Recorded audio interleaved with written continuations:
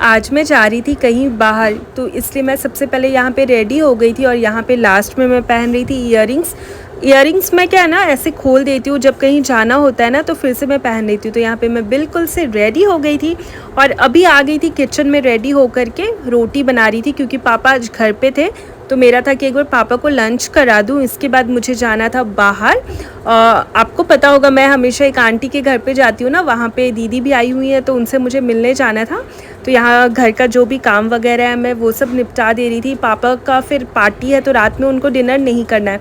सुबह जो मेरी कुक है ना वो नेनुआ का सब्ज़ी बना करके गई थी और आटा लगा दी थी, तो मुझे सिर्फ था कि मुझे गरम गरम मैं रोटी बना रही थी और घर का सारा काम वगैरह भी हो गया था। जब घर का सारा काम हो जाता है ना तो कहीं पे भी जाओ तो बड़े सुकून से जाना होता है, और अगर घर पे काम नहीं हुआ रहता है ना तो फिर कहीं भी जाओ मन ही नहीं लगता। और देखो यहाँ पे बिल्कुल सही से मेरा जो है रोटी वो भी फूल जा रहा था। मुझे तो कई बार भरोसा ही नहीं होता है, क्योंकि जैसे ही मैं रोटी फुलाती हूँ ना तो कई बार नहीं फूलता है। अब क्या था कि यहाँ पे देखो बिल्कुल सिंपल सा रोटी था और ये नेनुआ का सब्जी था, तो ये मैं पापा को दे रही थी। इस बीच में ना जो मेरी हाउस हेल्प है वो बर्तन वगैरह लगा रही थी, तो क्या था कि मतलब मेरा भी काम हो जा रहा था और यहाँ पे जो है वो भी काम कर दे रही थी।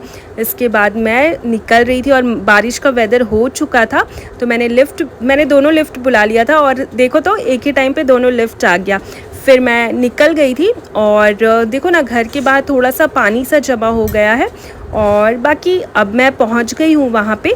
तो बाकी का जो नेक्स्ट पार्ट है ना वो नेक्स्ट व्लॉग में आपको दिखेगा। तो चलो फिर, थैंक्स फॉर वॉच।